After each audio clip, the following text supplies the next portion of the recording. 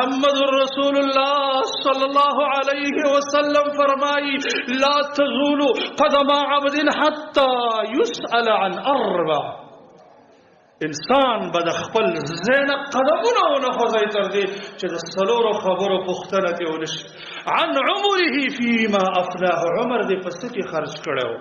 خوږو وروڼو بل حساب کوونکی نشته بلکې رب کائنات موږ سره د ډېر انصاف فیصله کوي زموږ حسابي قیمت کې موږ ته حواله کوي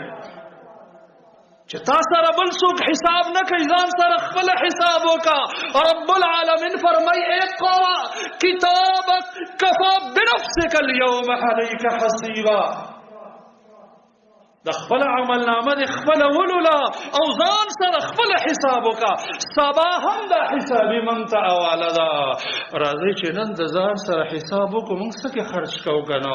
دا یوه ورځ خو لږ حسابي راوکړه د ځان سره چې زه سهار نه راپاڅېدم د ماښامه پورې ما څومره خبرې د الله د غضب او د غصې وکړې څومره مې د رضا وکړې څومره قدمونه مې د الله د حکم خلاف کېښودو څومره قدمونه مې د الله د طاعت کېښودو دې سوال ته زمانه جواب غوښتل کېږي زه خو لږ ځان سره سوچ وکړم چې جواب مې صحیح دی او که جواب مې نقصاني دی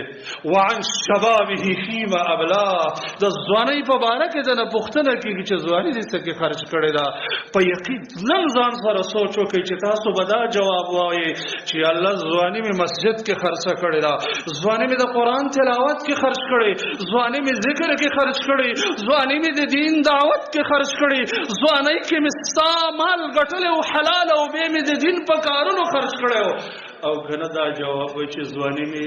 لهو لعب کې خرچه کړې ده ځواني مې فسق و فجور کې خرچه کړې ده ځواني مې ستا د حکمونو خلاف تېره کړې ده زما خوږو وروڼو که حقیقي معنا باندې سړی دې ته سوچ وکړي چې موږ سره څومره قیمتي سرمایه ده دا د سرو زرو سپینو زرو نه قیمتي د جواهرو نه قیمتي د دنیا د هر یو نعمت نه قیمتي ځکه د دنیا او د آخرت دواړه نعمتونه په دې وخت کې ګټل کېږي که څوک دنیا ګټي دې وخت کې ګټي او که څوک آخرت ګټي په دې وخت به ګټي څومره قیمتي سرمایه ده او موږ نه څومره فالتو خرچ کېږي منګورو بعضې ځوانانو سره د خوب شوقي د بېګانه وده شي سهار چې راپاڅېږي ډېر د مور او پلار د یېرې نه بس په پټو سترګو باندې لمونځ وکړي او بیا وده شي بیا غرمه راپاڅېږي او معمولي چکر ووایي او بیا شپه شي او بیا وده شي ټوله زندګي کې هېڅ نه د دنیا کار وکړي او نه د آخرت کار وکړي او دا زندګي په دې خوبونو باندې خرج بعض ځوانانو سره د چکرو شوق دی نن هلته تللی واورو له چکر لګولی او نن سیند ته چکر لګولی او بله ورځ صحرا ته چکر لګولی او بله ورځ فلاني هوټل کې پروګرام کړی او بله ورځ فلاني ځای کې او تصویران وباسه او دا د هغه یو نشه ده او نیټ ته ورکړه ټول ژوند په دې کې خرج شي نه د دنیا کومه فایده حاصله کړي او نه د آخرت د بعضو ځوانانو سره د نشو تماشو فکر دی نن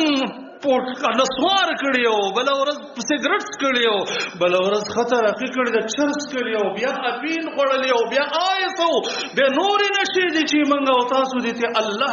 نسل وساتي او ټول مؤمنان دې ته الله رب العالمین زړه صبر کړي په دغې نشو کې زندګي تېرېږي بعضې هغه بدترین خلک دي چې د هغوی ژوند په فحاشیانو کې تېرېږي نن یو ځای کې ځان شرمولی سبا بل ځای کې ځان شرمولی نن د یو په عزت حمله کړې او سبا یې بل ځای کې خپل عزت خرڅ کړی که نن په یو شرم شرمېدلی او سبا په بل شرم نن د ځان شرم کړی او سبا یې کورنۍ شرمولی ده دې وجې نه خلق به سخت نهایت زیات په پریشانی کې چې دا سرمایه کې تاوان کړی دی دا به چرې سر راوچت نه کړي دا دنیا کې هم تاواني دی او آخرت کې هم تاواني دی زما خوږو وروڼو الله چې موږ او تاسو ته کوم حکمونه بیان کړي دي په دې کې زمن پیدا ده الله ته د دې څه فایده نشته خو موږ ناپوهه یو د بعضې نقصان ګناهونو په نقصان پوهېږو او د بعضو په هغې نه پوهېږو د مثال په تور الله په موږ نشه حرامه کړې ده. دې کې اوس د الله څه فایده ده؟ فایده زمونږ ده. که دا نشه حرامه نه وي او موږ کړې وې، وګورئ دا پوډریان چې په دې ډیرانونو پراته دي داسې به موږ هم پراته وې. خو دا د رب احسان دی زمونږ سره چې دا ضرري چې موږ ته ښودلی و دا یې حرام کړی دی. دغه وجه ده چې دا سرمایه د پوهه خلکو نه ضایع کېږي، هغه پې سخت پیمانه کېږي. جلیل القدر صحابي عبدالله بن مسعود رضی الله تعالی عنه فرمایي وی ما ندمت على شيء ندمي على يوم غربت شمسه نقص من اجلي ولم يزدد فيه عملي. زه په هیڅ نه خفه کېږم او په هیڅ نه پریشانه کېږم، خو کله چې د مازدیګر لمر ډوبېږي دا ما سخت پریشانه کوي چې یا الله زما د ژوند نه خو یوه ورځ کمه شوه، اجل او نیټه مې رانږدې شوه، عمر مې کم شو، نیک عمل مې ونه کړ، سرمایه مې جوړه نه کړه. حسن بصری رحمه الله فرمایي یا ابن آدم انما انت ایام وساعات فاذا ذهب بعضه ذهب كله او فاذا ذهب بعضك ذهب كله. بني آدمه ته څه شی ځان ته لږ سوچ وکړه، ته د یو څو ورځو کلونو ساعتونو نه عبارت چې یو ساعت دې کمیږي ستا زندگی کمیږي. او بیا هغه فرمایي وی والله لقد ادرکت اقواما كان الوقت اغلى منهم من الدنانير والدراهم وفي رواية كان حرصهم على الوقت أشد من حرصكم على دنانيركم ودراهيمكم. زما دې په الله قسم وي زمونږ استادان داسې بهترین خلک وو، څنګه چې تاسو په دې سرو زرو سپینو زرو پیسو باندې بخل کوئ چاله نه ورکوئ، هغوی به د وقت په باره کې داسې حرص کوونکي او داسې حرص چې دا وقت به بلکل چاله نه ورکو.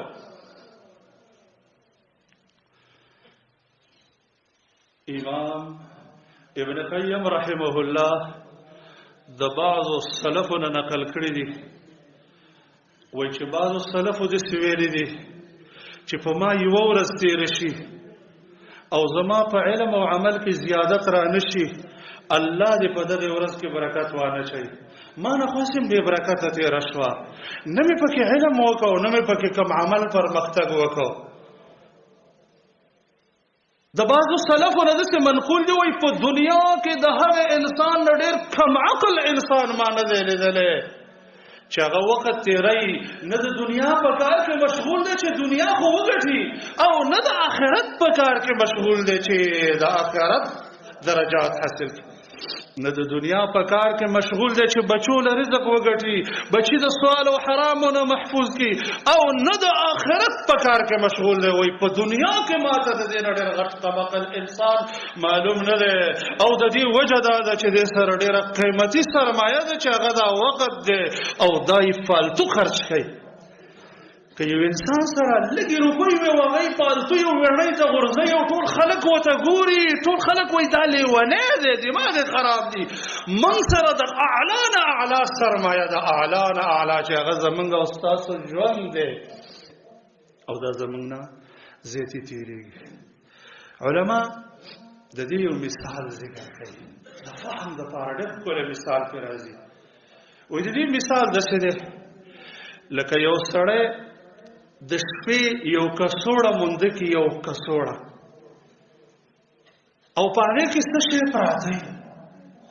د ده دا خیال دی چې دا کاڼي دي، د سیند په غاړه باندې ناست دی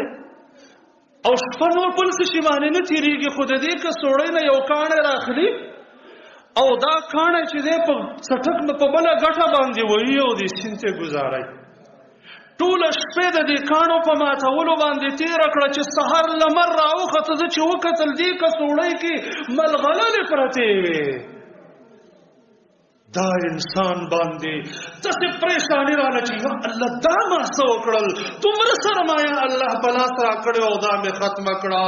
یقیني خبره ده زما خوږو وروڼو چې موږ او تاسو له الله یو سرمایه راکړې ده، یوه ملغلره ورځ ده او یوه ملغلره شپه ده. الله فرمایي وجعلنا الليل والنهار خلفة لمن أراد اراد ان يذكر او اراد شکورا. الله وی شپه ورځ مې د یو بل پسې درکړي، که د شپې عبادت در نه فوت شو ورځ کې قضایي راوګرځوه، که ورځ در نه فوت شو شپه کې قضایي راوګرځوه. دا سرمایه چې چا ضایع کړه او قیامت ورځ راله سبا روښانه شو او د ده زندګي تېره شوې ده، دا به مې سخت پیمانه وي. ویوم یعض الظالم على یدیه یقول یا لیتنی اتخذت مع الرسول سبیلا یا ویلتا لیتنی لم اتخذ فلانا خلیلا لقد اضلنی عن الذکر بعد اذ جاءنی. کله چې دا شپه ختم شي، دا نشه ختم شي، دا د دنیا نشه او حقیقي زندگی هوش کې سړی راشي او د قیامت ورځ قایم شي، بیا به په لاس چک لګی چې دا مې څه کړي دي. او چا چې درله دا ټیم ضایع کړی دی هغې ته به غوسه چې کاش چې دې سړي سره مې دوستي نه وی کړی. ولې لقد اضلني عن الذکر، زه خو ده غافل کړی وم که نه د ذکر نه، د الله د بندګۍ نه، د الله د عبادت نه. همدغه وجه ده چې موږ ته د الله رسول په خپلو قیمتي نصیحتونو کې د وقت نصیحت کوي او فرمایي اغتنم خمسا قبل خمس. پنځه نعمتونه غنیمت وګڼه. ګوره دې نه وروستو پنځه مشکلات راځي او بیا د هغې نه وروستو د الله بندګي پکې نشي کولی. شبابکه قبل حرمکه، په ځوانۍ کې د الله بندګي وکړه، بوډاوالی راځي بیا پې د الله بندګي نه کېږي. وصحتک قبل سقمک، صحت غنیمت وګڼه، وروستو بیماري راځي بیا د الله بندګي نه کېږي. وحیاتک قبل مماتک، ژوند کې د الله بندګي وکړه، بیا مرګ راځي بیا د الله بندګي نه کېږي. وفراغک قبل شغلک، فراغت غنیمت وګڼه، وروسته به داسې مصروف شي ګوره بیا به د الله بندګي شوق دې کېږي او ټیم به سره نه وي. وغناک قبل فقرک، په غناوت کې د آخرت د سرمایې دپاره لږ سرمایې جمع کا، ځکه بیا در باندې فقر راځي بیا به نشي کولی. دی وجه نه موږ ته د الله نبي فرمایي وایي بادروا بالاعمال فتنا کقطع الليل المظلم. لږ وروستو ګوره فتنې راځي، هغې نه مخکې نیک اعمال وکړئ. او بیا فرمایي د څه شي انتظار کوئ؟ د دې انتظار کوئ چې داسې فقیران شئ، بیا به د الله بندګي کوئ چې هر څه در نه ير کړي، او که نه داسې غناوت در منې راشي چې سم سرکشه شئ، بیا به د الله بندګي کوئ. او که نه مرګ در منې راشي، او که نه دجال راوځي، او که نه قیامت راوځي، کله به د الله بندګي کوئ. زما خوږو او عزتمندو ورونو، یو بهترینه سرمایه الله موږ له راکړې ده چې هغه زموږ او ستاسو وخت دی. د دې نه که چند لحظات هم موږ قیمتي کړو، آخرت ته کروڑونه سرمایه جمع کولی شو. لکه یو څو مثالونه موږ تاسو ته دروښودل. یو سکند، یو څو سکنډه کې لا اله الا الله، لا اله الا الله دومره وزني سرمایه ده چې دا ځمکې او اسمانونه دا چې دی په یو تله کې واچولی شو. لا اله الا الله په بل طرف کې دا سرمایه څه درنه ده. لا اله الا الله څومره ټیم لګېږي. د الله نبي وایي افضل ما قلت انا والنبيون من قبلي لا اله الا الله وحده لا شريك له له الملك وله الحمد على كل شيء قدير. هغه کلمه چې ما او مخکې ټولو انبیاو غوره کلمه ویلې ده هغه دا ده. رب العالمین دې زمونږ او ستاسو وختونه په خپله بندګۍ قیمتي کړي. الله دې موږ د لهو لعب نه محفوظ کړي. الله دې زمونږ او ستاسو ګناهونه معاف کړي. یا الله د نیکو اعمالو توفیق راکړي. او رب العالمین دا صحابه کرام، تابعین، ائمه کرام چې څنګه صالح کړیو، موږ هم ستا بندګان. یا الله زموږ دا ګناهونه معاف کا، زموږ غلط قدمونه اصلاح کا، او موږ د دې نیکانو په لار باندې روان کا. اقول قولي هذا استغفر الله لي ولكم ولسائر المسلمين.